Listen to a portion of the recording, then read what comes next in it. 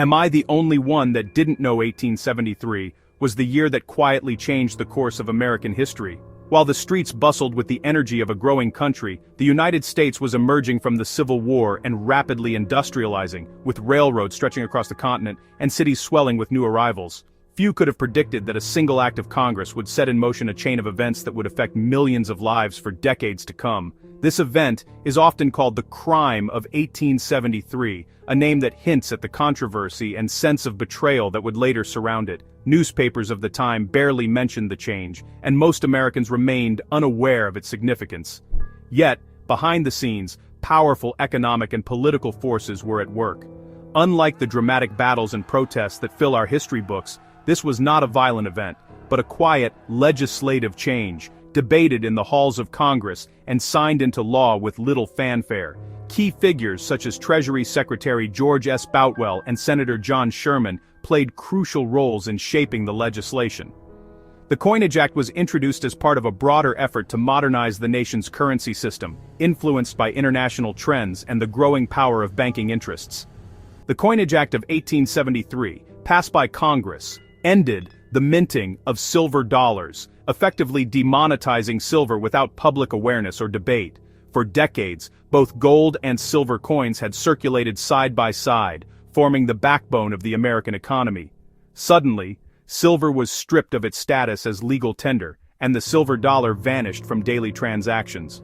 This move was partly a response to fluctuating silver prices and the influence of European nations, many of which were moving toward a gold standard. The bimetallic standard, where both gold and silver were accepted as legal tender, was dismantled almost overnight, making gold the sole standard for the nation's currency. This shift was not just a technical change. It fundamentally altered the value of money, the way people saved, and the way businesses operated. The move was supported by Eastern bankers and industrialists, who saw stability in gold, but it was fiercely opposed by Western mining interests and farmers who relied on silver. Most Americans, busy with daily life, were oblivious to these changes and their implications. Farmers, shopkeepers, and laborers continued their routines, unaware that the very coins in their pockets were about to become relics of a bygone era. The consequences of this act would only become apparent in the years that followed, especially as the Panic of 1873, a major financial crisis triggered by railroad failures and bank collapses, swept across the country, deepening the economic hardship. The absence of silver coins went largely unnoticed at first, but over time, the impact became clear.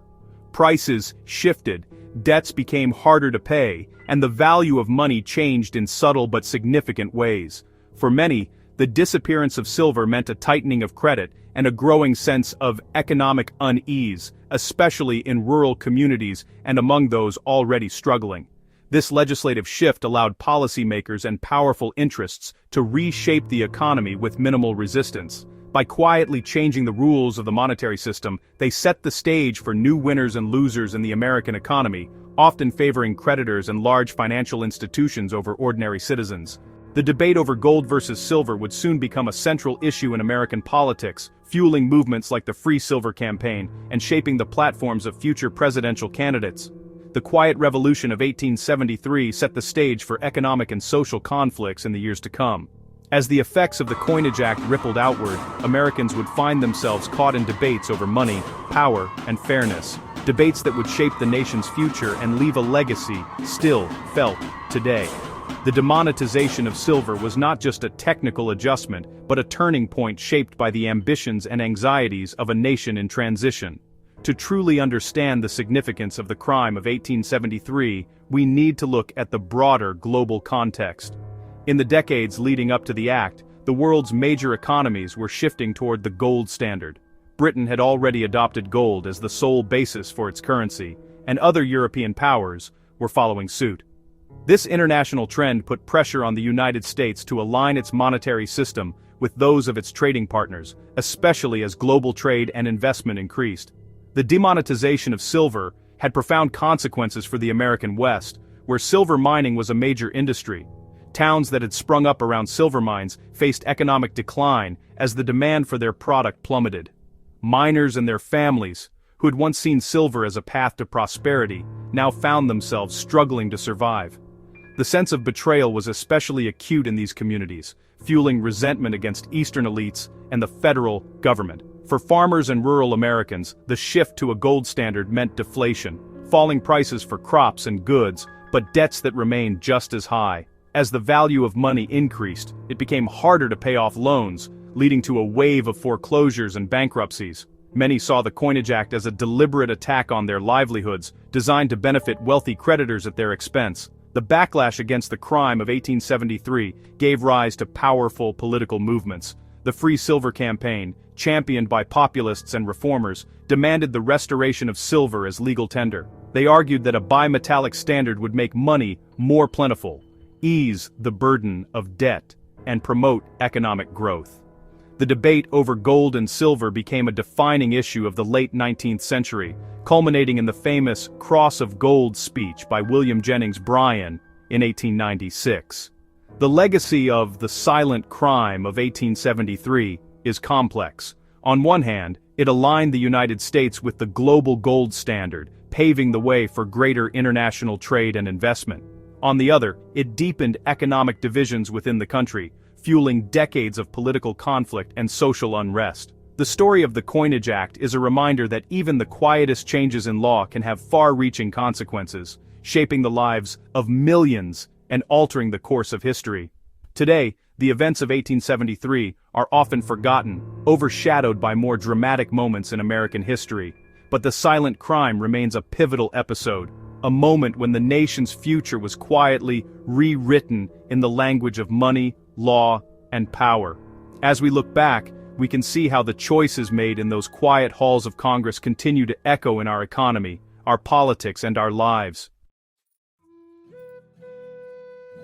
The gold standard is a device to enrich the rich and impoverish the poor, warned William Jennings Bryan, a fierce critic of the era. You need to hear this if you're an ordinary American who thinks money has always worked the way it does today.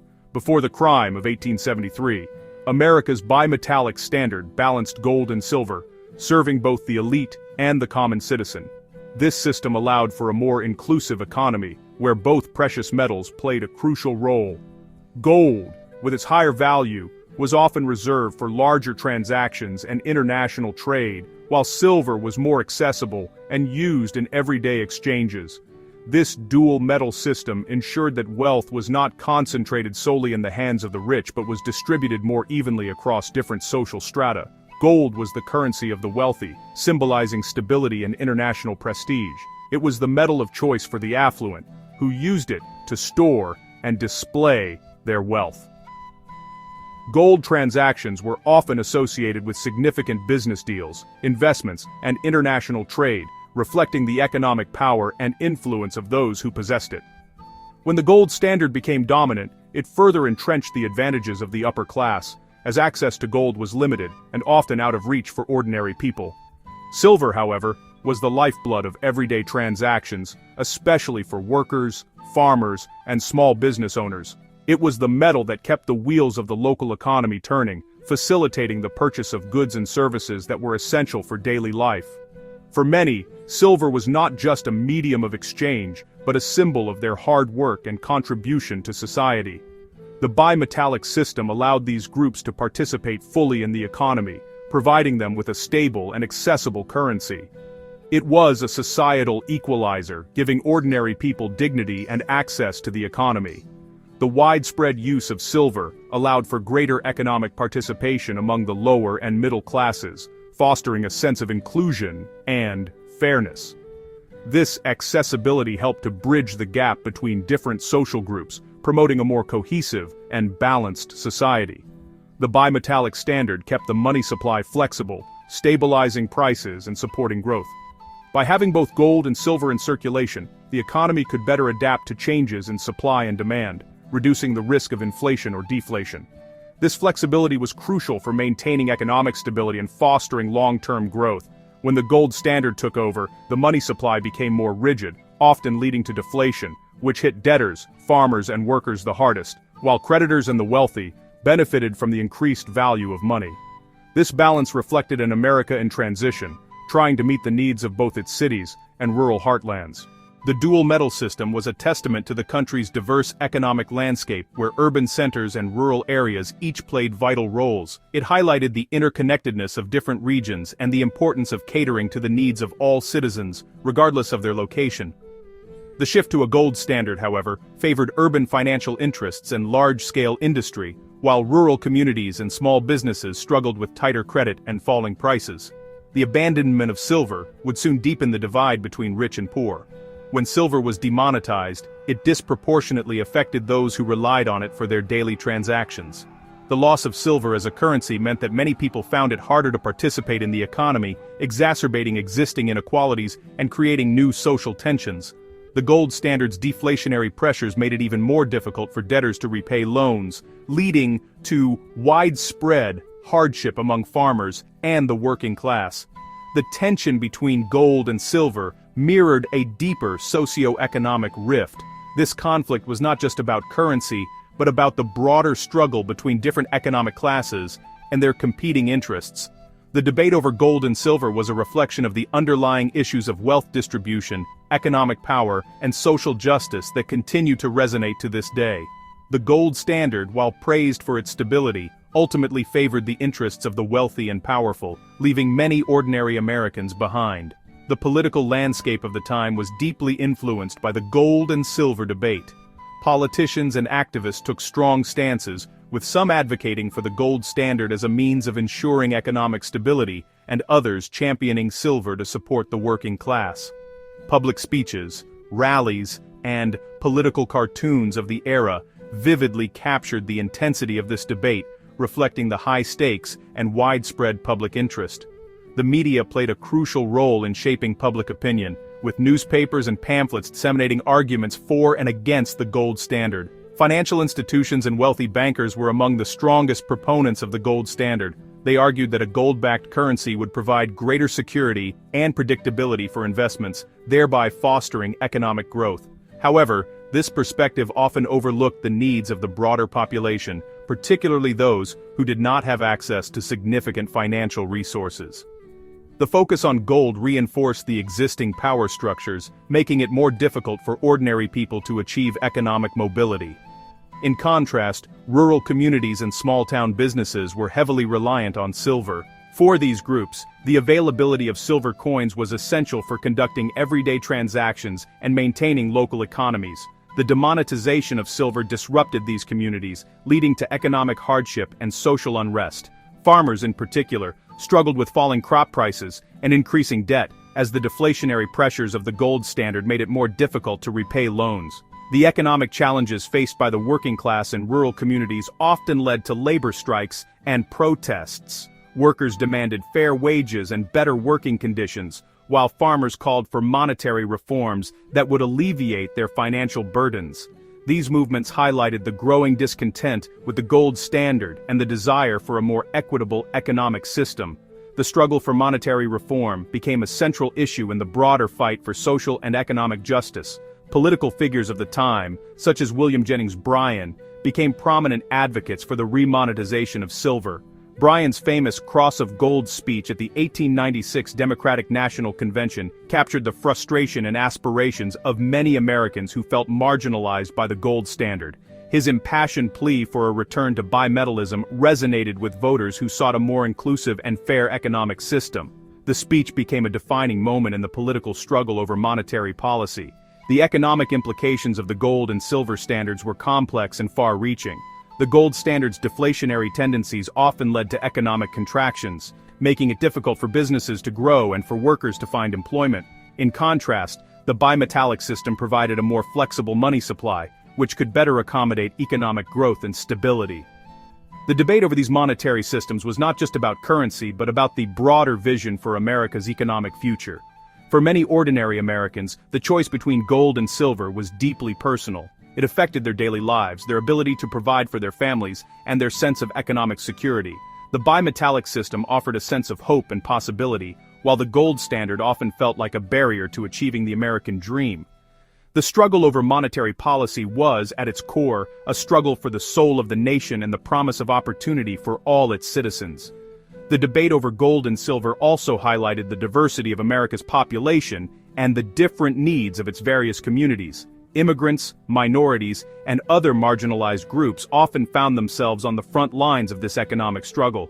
Their experiences and perspectives added depth to the conversation, emphasizing the importance of an inclusive and equitable economic system. The fight for bimetallism was not just about currency but about creating a society where everyone had a fair chance to succeed. The late 19th century was also a time of rapid technological advancements and industrial growth. These changes brought new opportunities, but also new challenges. The gold standard, with its rigid money supply, often struggled to keep pace with the dynamic and evolving economy. In contrast, the bimetallic system's flexibility allowed for greater innovation and adaptation. The debate over monetary policy was, in many ways, a debate over how best to harness the potential of this new era. Education and public awareness played crucial roles in the debate over gold and silver. Advocates for bimetallism worked tirelessly to educate the public about the benefits of a dual metal system and the dangers of a gold-only standard.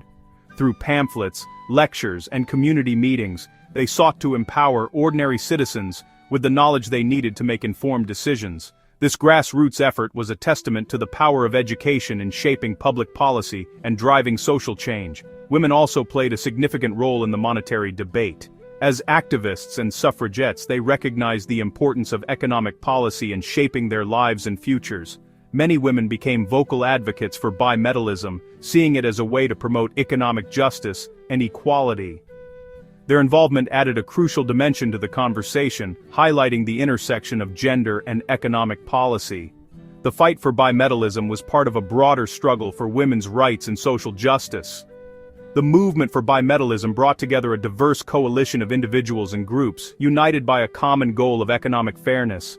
Farmers, workers, immigrants, women, and many others found common cause in the fight for a more inclusive monetary system. This coalition demonstrated the power of collective action and the potential for diverse communities to come together to achieve meaningful change. The legacy of this movement continues to inspire those who seek economic justice and equality today. Despite the challenges and setbacks, the fight for bimetallism was ultimately a story of hope and resilience. It was a testament to the enduring spirit of ordinary Americans who refused to accept a system that left them behind. Their struggle for a fair and inclusive economy laid the groundwork for future reforms and set the stage for ongoing efforts to create a more just and equitable society. The lessons of this era continue to resonate, reminding us of the importance of standing up for what is right and fighting for a better future for all. Imagine a world in flux. By the late 1800s, global gold reserves had skyrocketed to over 1,000 metric tons, fundamentally transforming the international financial system. This wasn't just a statistic, it was a seismic shift that would ripple through every major economy on the planet. In the mid-19th century, a powerful wave swept across the globe as nation after nation began to abandon silver and embrace the gold standard. The promise? Economic stability, a stronger currency, and a coveted seat at the table of world powers. The gold standard offered a simple, universal measure of value, making international trade smoother and more predictable. For countries battered by inflation or currency crises, gold seemed like a lifeline, a way to restore trust and attract investment. European powers, especially Britain, led the charge. The United Kingdom, with its vast empire and global trade networks, anchored its currency to gold in 1821, setting a precedent that others would soon follow. The British pound became the world's most trusted currency, and London its financial capital.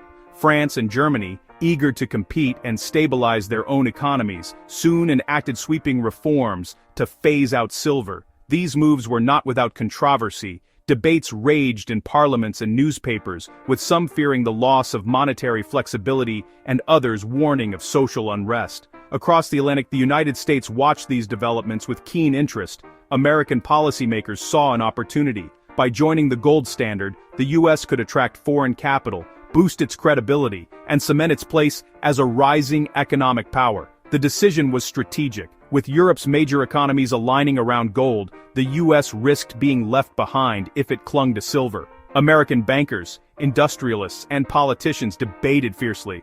Should the nation follow the global trend or chart its own course? Ultimately, the promise of international alignment and economic growth won out. American leaders believed that a gold-backed currency would not only simplify trade, but also elevate the nation's standing on the world stage. Foreign governments, especially in Europe, welcomed the move, seeing it as a step toward global monetary harmony. But this transition was far from smooth. The shift to gold sparked intense backlash in countries and communities that depended on silver. In the U.S., Western mining states and rural communities feared economic ruin, while in Asia and Latin America, silver remained the backbone of local economies. The global silver market plunged into chaos, prices collapsed, miners lost their livelihoods, and entire regions faced economic hardship. In China, India, and Mexico, where silver was king, the gold standard threatened to upend centuries-old systems of trade and finance. International reactions were mixed. Some governments, like those in Britain and Germany, celebrated the new era of monetary stability. Others, especially in silver-reliant nations, resisted or delayed the transition, fearing the loss of economic sovereignty and the destabilization of their societies. International conferences became battlegrounds for competing visions of the future. Should the world embrace a single gold standard or preserve the flexibility of bimetallism? Heated debates erupted, with economists, politicians, and business leaders all weighing in. The move to gold was a calculated risk. For many governments, it meant prioritizing long-term strategy and international alignment over immediate domestic needs. The result? Widespread protests, political movements, and a growing sense of injustice among those left behind. In the United States, the debate over gold versus silver became a defining issue of the era. Farmers, miners, and laborers demanded a return to bimetallism, arguing that the gold standard favored bankers and the wealthy elite. Political parties split, and new movements emerged, all fueled by the economic pain of the transition. Across Europe and Asia, similar stories played out. In India, the demonetization of silver sparked outrage and economic turmoil. In Latin America, leaders struggled to balance international pressure with domestic realities, often facing fierce resistance from their own citizens. The dismantling of bimetallism sent shockwaves worldwide, economies were reshaped, social hierarchies upended, and the seeds of future financial crises were sown. The gold standard brought stability for some, but hardship and resentment for many others. By aligning with global trends, the U.S. and other nations set aside the interests of millions of citizens, igniting protests and political movements that would echo for decades. The debate over gold versus silver became a symbol of deeper struggles over fairness, power, and the meaning of economic progress. The global shift towards gold was more than a monetary change. It was a turning point in world history. Its consequences would shape economies, societies, and international relations for generations, leaving a legacy that still sparks debate today. When we think of major economic upheavals, we often imagine dramatic events, panicked crowds, fiery debates, or sweeping proclamations. But sometimes, the most profound changes happen quietly, hidden in the fine print of technical legislation. The Coinage Act of 1873 is a perfect example. A single, seemingly routine update to U.S. currency law that would quietly reshape the entire American economy. The act itself was a dense, highly technical piece of legislation, spanning dozens of pages, and filled with legal jargon. Its stated purpose was to modernize and clarify the nation's coinage laws, but buried within its text were several crucial changes that would have far-reaching consequences. Before 1873, the United States operated under a bimetallic standard, meaning both gold and silver coins were legal tender for all debts, public and private. Anyone could bring silver bullion to the mint and have it struck into standard silver dollars, a process known as free coinage. This system allowed the money supply to expand or contract based on the availability of both metals. The Coinage Act of 1873 changed all that. It quietly discontinued the standard silver dollar, ending the free coinage of silver. From that point forward, only gold coins could be minted for unlimited payments, while silver was relegated to subsidiary coins, dimes, quarters, and half dollars, intended only for small transactions. This technical shift had enormous implications for the banking system. Banks, which had previously held reserves in both gold and silver, now had to rely primarily on gold. Large transactions, such as settling debts between banks or financing major infrastructure projects, now required gold payments, fundamentally altering the structure of financial reserves. The contraction of the money supply was swift and severe.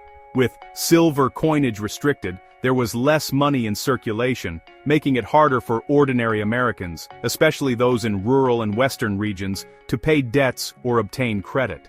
Many farmers and small business owners found themselves squeezed by falling prices and rising interest rates, leading to widespread economic hardship. Yet, at the time, most Americans had no idea what had happened. The technical nature of the act, combined with minimal press coverage and a lack of public debate, meant that these sweeping changes went largely unnoticed. Only years later, as economic pain spread, did people begin to realize the significance of what had been done. The Coinage Act of 1873 is now remembered as the Crime of '73 by its critics, a technical, almost invisible shift that transformed the nation's monetary policy. It serves as a powerful reminder that even the most arcane legal reforms can have dramatic, lasting effects on the lives of millions.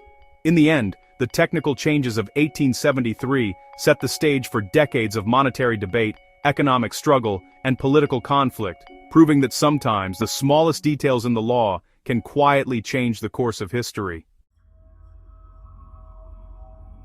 The decline of silver in the late 19th century was not just a financial event, it was a seismic shift that upended the lives of millions of Americans. Imagine the Millers, a typical family in rural America, waking up to find that the coins in their savings jar were suddenly worth far less, while the debts they owed remained just as heavy, if not heavier. The roots of silver's decline can be traced to a combination of global and domestic forces.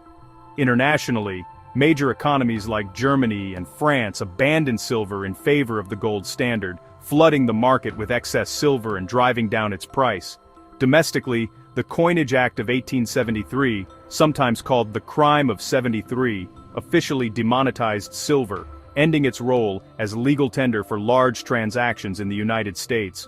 As silver lost its monetary status, the U.S. money supply contracted sharply. This contraction triggered a period of deflation, where the value of money increased but prices for goods and services fell. While this might sound good at first, it was devastating for anyone who owed money, especially farmers, small business owners, and working-class families. Mining towns across the American West, once vibrant and full of promise, quickly emptied out. Silver miners lost their jobs as demand for the metal collapsed. Entire communities that had sprung up around the silver boom became ghost towns, almost overnight. Their main streets deserted and their buildings left to decay. Meanwhile, banks and financial institutions found themselves in a much stronger position. As deflation took hold, the real value of the money they lent out increased. Debtors had to repay loans with dollars that were worth more than when they borrowed them, making it nearly impossible for many to escape the cycle of debt. This shift widened the gap between the wealthy elite, industrialists, bankers, and large landowners, and the working class. While the rich saw their fortunes grow, ordinary Americans struggled to keep up with falling crop prices, stagnant wages, and mounting bills. For families like the Millers, every trip to the market was a reminder of their shrinking purchasing power. They watched as neighbors lost their homes, businesses shuttered, and once thriving towns faded into obscurity. The psychological toll was immense. People felt powerless as their financial security slipped away. The decline in silver's value also had political consequences. Populist movements gained traction, as farmers and laborers demanded a return to free silver to expand the money supply and ease their burdens. The debate over silver versus gold would dominate American politics for decades, fueling protests, campaigns, and even shaping presidential elections. Ultimately, the collapse of silver left ordinary Americans bearing the heaviest burden. While bankers and industrialists thrived in the new economic order, countless families lost their homes, livelihoods, and sense of control over their futures. The silver decline was more than a monetary shift, it was a national trauma that reshaped the American landscape for generations to come. The Long Depression is a chapter of American history that is often overshadowed by the more famous Great Depression, but for those who lived through it, the pain and uncertainty were just as real, if not more so. The aftermath of the crime of 1873, when silver was suddenly demonetized, set off a chain reaction that would plunge the United States and much of the world into a prolonged economic crisis.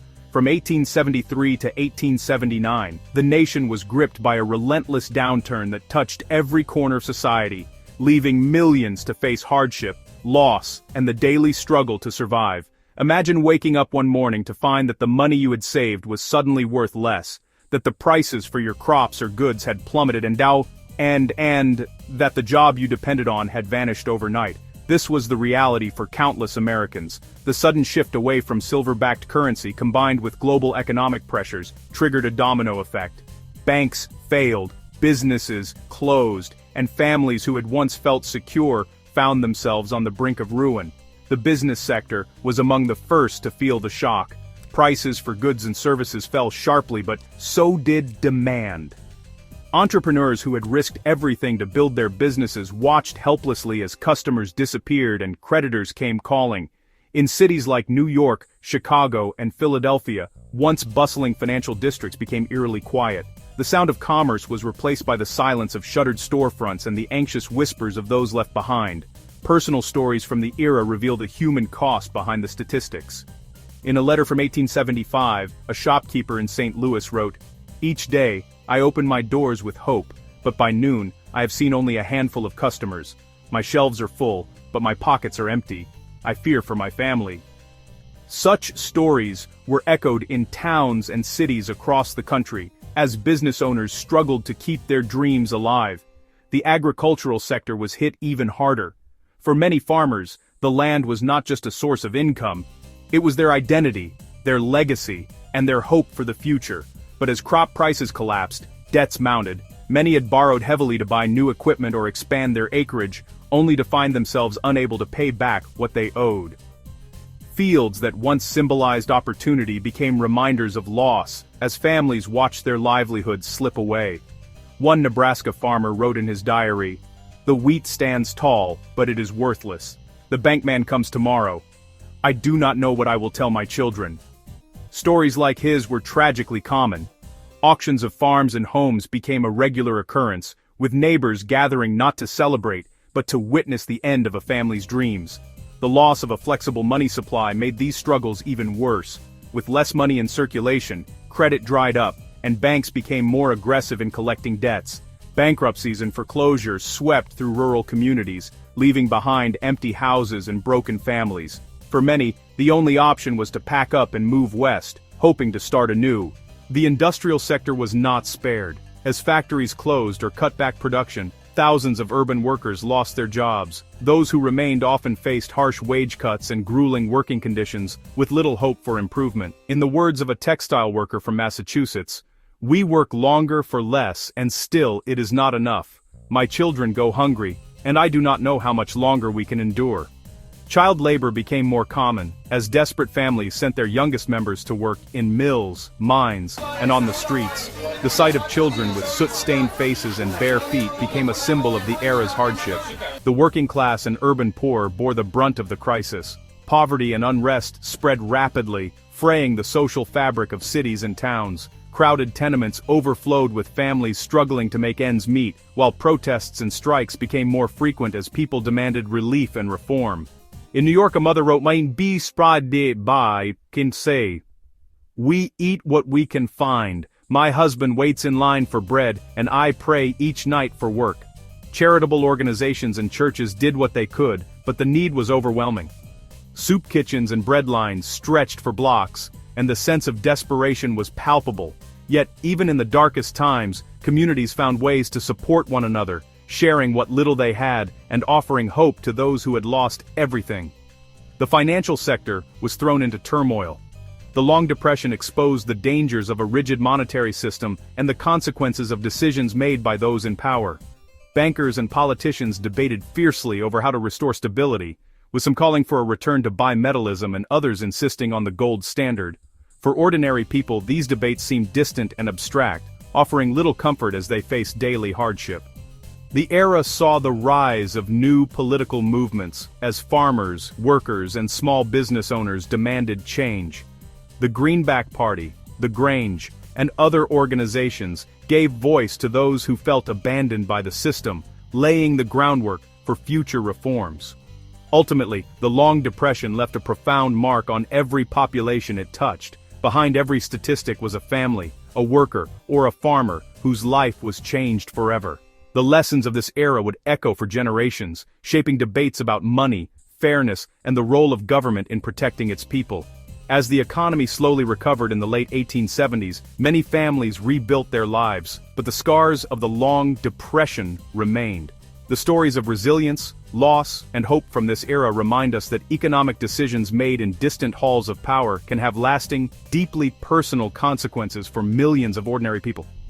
The Long Depression is more than a footnote in history. It is a testament to the endurance of the human spirit in the face of overwhelming adversity, and a warning of what can happen when the needs of the many are forgotten in the pursuit of financial stability. Why are there not more people talking about the free silver movement, a rallying cry that echoed across America in the late 19th century? The free silver movement emerged from the economic struggles faced by farmers, miners, and working-class Americans after the Coinage Act of 1873.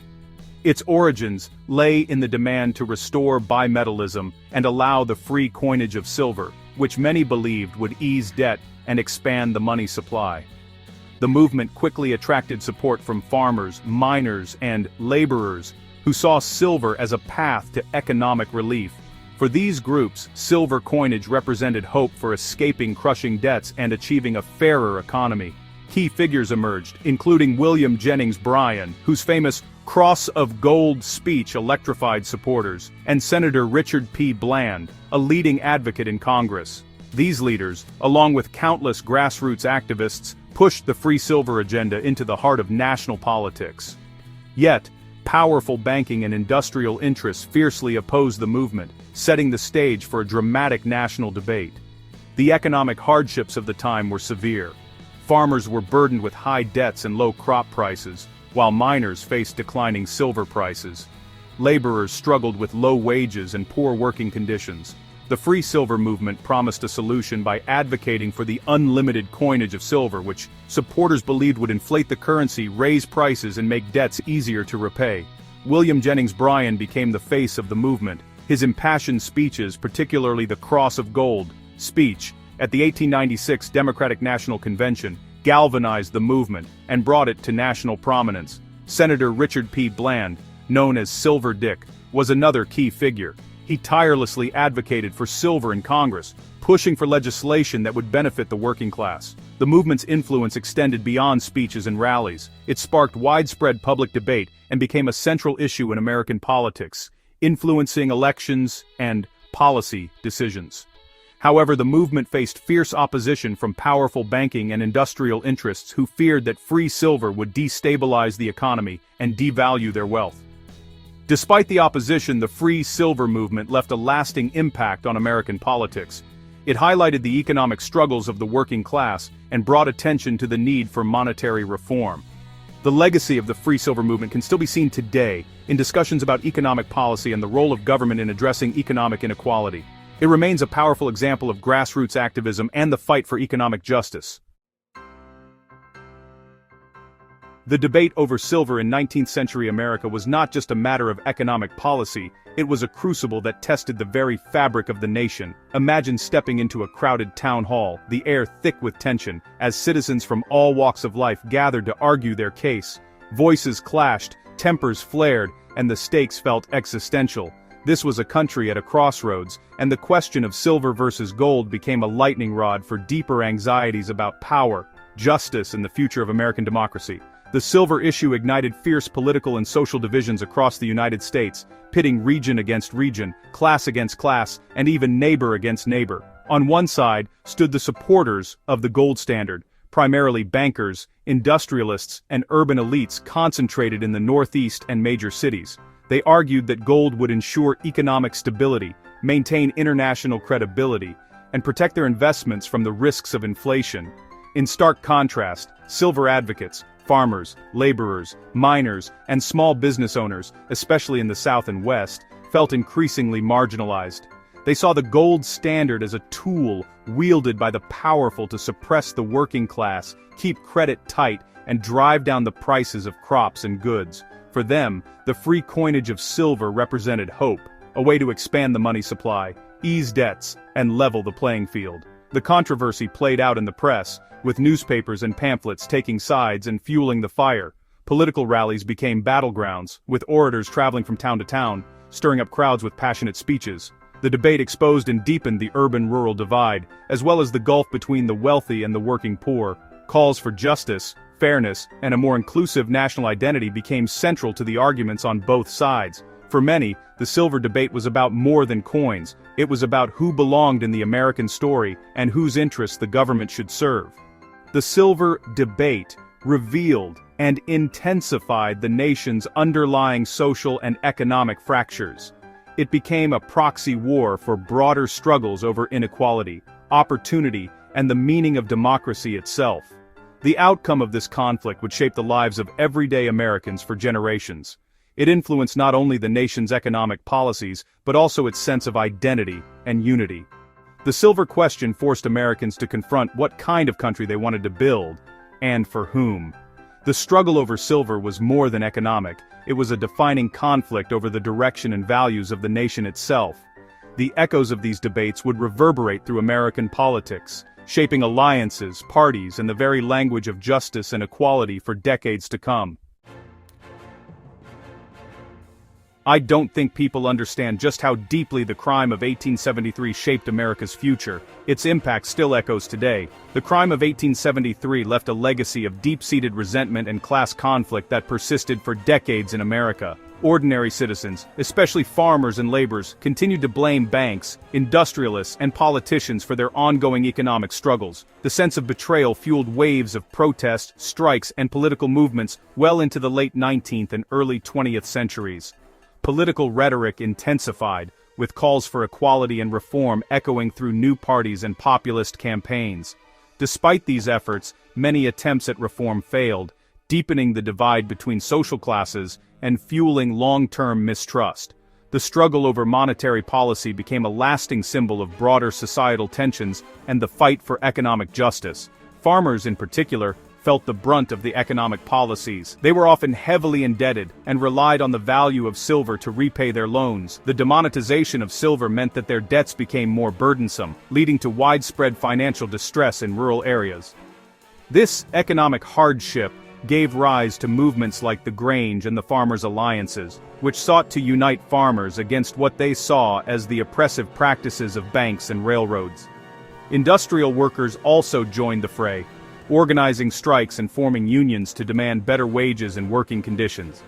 The Panic of 1873, which followed the demonetization, only exacerbated these tensions, leading to a series of violent labor conflicts. One of the most notable events was the Haymarket Affair in 1886, where a labor protest in Chicago turned deadly after a bomb was thrown at police. This event highlighted the growing unrest and the lengths to which workers were willing to go to fight for their rights. Politically, the resentment culminated in the rise of the Populist Party in the 1890s. Leaders like William Jennings Bryan championed the cause of the common man, advocating for the free coinage of silver and other reforms aimed at reducing economic inequality. Bryan's famous Cross of Gold speech at the 1896 Democratic National Convention encapsulated the anger and frustration of millions of Americans who felt betrayed by the economic policies of the elite. Although the Populist Party eventually faded, its ideas lived on, influencing the progressive-era reforms of the early 20th century. These reforms aimed to address the economic and social injustices that had been festering since the crime of 1873. The struggle over monetary policy and economic justice continues to resonate today, reminding us of the enduring need for inclusive governance and shared prosperity. In the long run, the aftermath of the crime of 1873 left America more polarized, underscoring the enduring need for inclusive governance and shared prosperity. The silver crime of 1873 was more than a monetary policy change. It was a turning point that exposed the deep rifts in American society. It set the stage for decades of struggle, reform, and debate over who truly benefits from our economic system. As we reflect on this pivotal moment, let's ask ourselves, how did the echoes of the past shape the challenges we face today? And what lessons can we learn to build a fairer, more just future for everyone? Thank you for watching.